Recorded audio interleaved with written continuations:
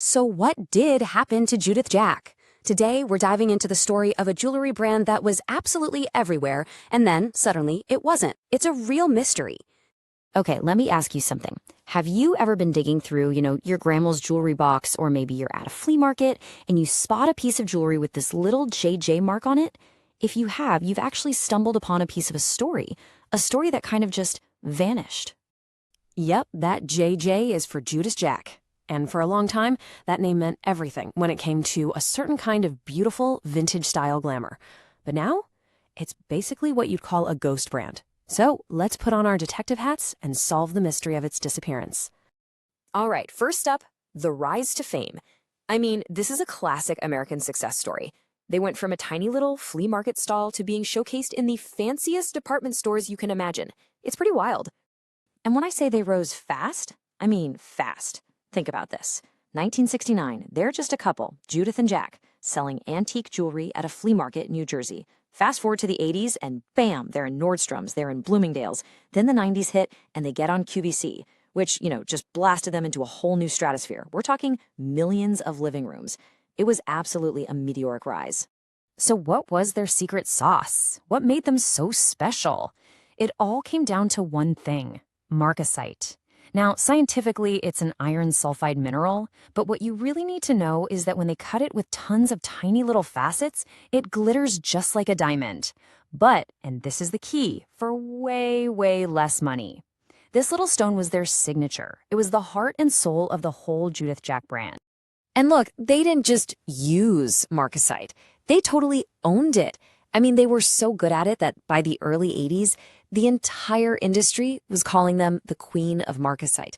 That's not just a catchy nickname. It was a huge sign of respect. It meant quality. It meant gorgeous, vintage-inspired style that real people could actually afford.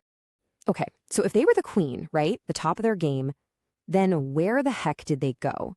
And that, my friends, is where the mystery really begins. Why did this brand just disappear?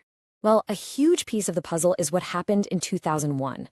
That's when they sold the company to the Jones Group, which is this giant fashion corporation. And you can almost see what's coming, right? The brand went from being the special, artisan-led company obsessed with quality to just another name in a massive corporate portfolio. The pressure to go mass market started to water down everything that made them unique. It's a classic cautionary tale, really. And it didn't take long for things to fall apart. By 2004, they were filing for bankruptcy. But it wasn't just one single thing. It was like a perfect storm of bad luck. You had fashion trends changing.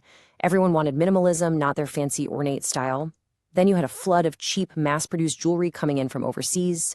Department stores were consolidating, cutting unique brands. And on top of losing their own identity, the 2008 financial crash came along and was basically the last nail in the coffin. Just one hit after another. But the story doesn't just end there with a bankruptcy filing. Not at all. The brand's legacy is very much alive and well with collectors today. So that brings up a really important question. If you think you have a piece of Judith Jack, how do you know if it's legit? Let's get practical and dive into how to authenticate it. Okay, first things first, you gotta look for the hallmarks. This is non-negotiable.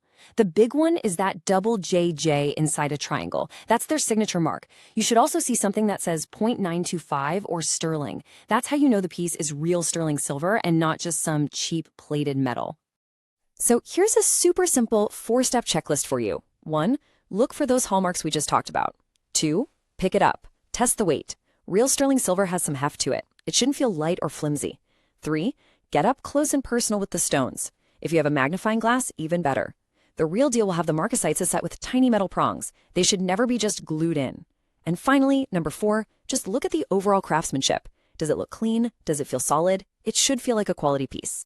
Awesome. So now you know how to spot a real one. Let's talk about the fun part, the modern-day treasure hunt. What's this stuff actually worth, and where on earth do you find it? Okay, when you're talking value, condition is king. I'm serious, a single missing stone can slash the value by 50% or even more. Of course, rarity and how complex the design is also matter a lot. The more detailed, the better. But here's a pro tip. For the really serious collectors, the Holy Grail pieces are the ones made before that 2001 sale. That's the stuff they really want. So what kind of money are we talking? Well, for something simple, maybe a little pair of earrings, you might be looking at around $40. A really nice, solid, authenticated piece, that's probably going to be closer to $170 on average. But hey, if you find something super rare or a really intricate design, especially one of their watches, you could be talking $400, maybe even more. So where do you start your hunt? Well, online is a great place to begin. Sites like Etsy and eBay have a ton of options. If you want something that's already been checked out and authenticated, I look at places like Ruby Lane or First Dibs. They're great for that. But honestly, don't forget to look offline. There's nothing like the thrill of finding a hidden gem at a local estate sale or a dusty antique shop. So the next time you're sorting through some old family jewelry, really take a closer look. Keep an eye out for that little JJ in a triangle. The whole story of Judith Jack is, I think, a really cool reminder that even when a big brand fades away, true craftsmanship, that can last forever. And it leaves me with one final question for you. Could a vintage treasure be hiding in your collection right now?